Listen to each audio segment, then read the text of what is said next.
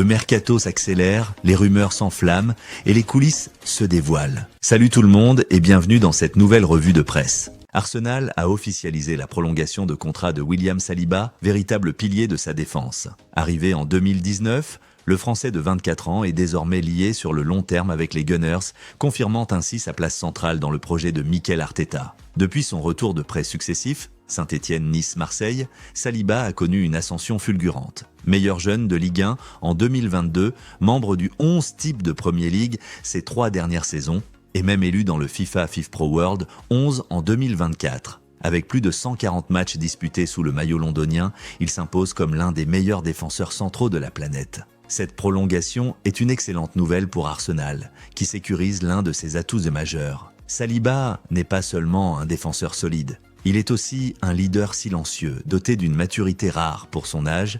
Sa régularité et son intelligence de jeu permettent aux Gunners d'afficher la meilleure défense de Premier League ces 2 dernières saisons. À l'heure où la stabilité défensive est un facteur clé pour remporter des titres, conserver Saliba est un signal fort envoyé à la concurrence. Andrea Berta, directeur sportif d'Arsenal, William est devenu un défenseur incroyable dont le sang-froid et la puissance font de lui l'un des meilleurs au monde. Sa constance et son intelligence de jeu sont précieuses. Nous sommes ravis qu'il poursuive avec nous et nous savons qu'il atteindra encore de nouveaux sommets. Mikel Arteta, manager d'Arsenal. William est aimé de tous, joueur comme staff. Son engagement quotidien et sa progression depuis son arrivée sont exemplaires. Il a assumé des responsabilités importantes et créé un lien fort avec nos supporters. Ce n'est que le début. Ensemble, nous voulons aller chercher de grands trophées. Avec cette prolongation, Arsenal sécurise l'un de ses joyaux et s'assure d'avoir un socle défensif solide pour continuer sa quête de titre en Angleterre comme en Europe. Arsenal continue son parcours parfait en Ligue des Champions après une victoire solide, 2-0 face à l'Olympiakos.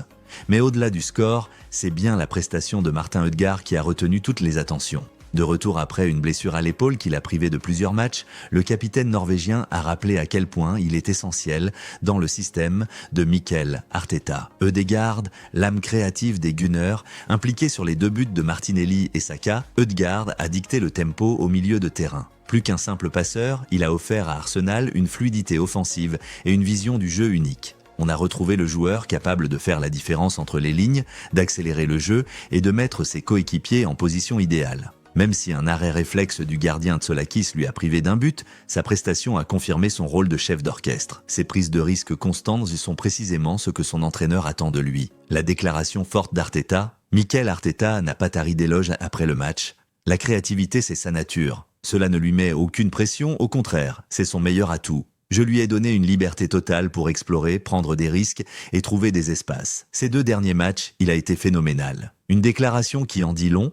Le technicien espagnol a décidé d'accorder à son capitaine un rôle presque sans limite, un privilège rare dans le football moderne où les systèmes priment souvent sur l'instinct individuel. Un Arsenal plus direct, mais avec Ødegaard en métrome. Ce qui frappe cette saison, c'est l'évolution tactique des Gunners. Avec l'arrivée de Victor Gyökeres, Arteta a opté pour un jeu plus direct et vertical. Mais dans ce registre, Ødegaard reste le point de passage obligé.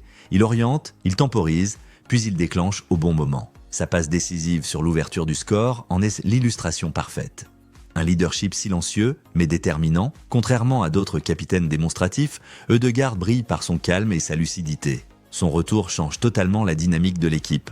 Plus de confiance dans les transitions, plus de variété dans les phases offensives. Sa capacité à combiner avec Saka et Martinelli donne à Arsenal une puissance créative redoutable. Ce match contre l'Olympiakos n'était pas seulement une victoire en phase de groupe, c'était aussi un signe fort envoyé à l'Europe.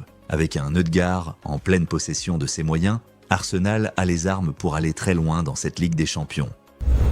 Selon plusieurs sources proches du club, Ruben Amorim envisagerait de démissionner de son poste d'entraîneur de Manchester United avant que la direction ne décide de l'évincer. Le technicien portugais, arrivé avec de grandes ambitions, serait surpris par l'ampleur de la pression qui accompagne le poste et par la réaction immédiate qui suit chaque contre-performance.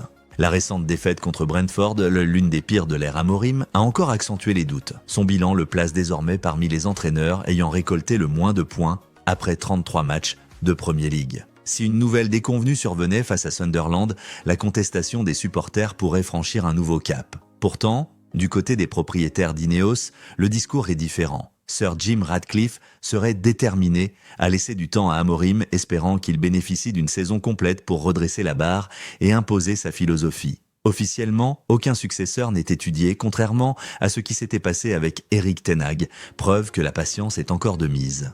Amorim se retrouve face à un dilemme classique à Manchester United depuis l'ère post-Ferguson. Survivre à une machine médiatique et à une fanbase qui réclame des résultats immédiats. Sa volonté éventuelle de partir avant d'être remercié reflète un souci d'image.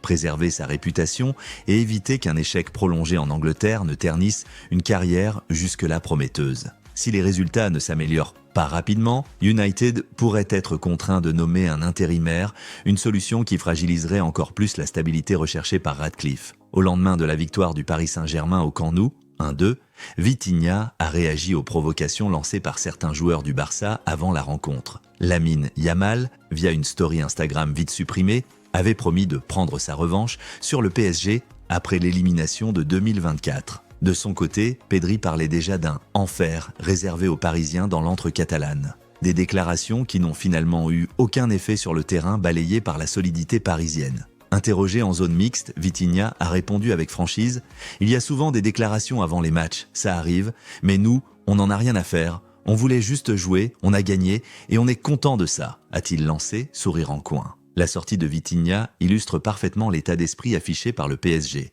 Loin des polémiques et concentré uniquement sur la performance. Contrairement aux promesses barcelonaises, Paris a répondu par le jeu et par le résultat, confirmant une maturité nouvelle dans les grands rendez-vous européens. Ce genre de réaction montre que le vestiaire de Luis Enrique semble désormais plus soudé et moins sensible aux tentatives de déstabilisation. Voilà, c'est la fin de cette revue d'actualité Mercato. Merci à toutes et à tous d'avoir suivi cette vidéo jusqu'au bout. N'hésitez pas à donner votre avis dans les commentaires, à liker et à partager si vous avez apprécié. Et surtout, abonnez-vous pour ne rien manquer des prochaines actus, transferts et analyses foot. On se retrouve très vite pour un nouveau Actu Foot Mercato.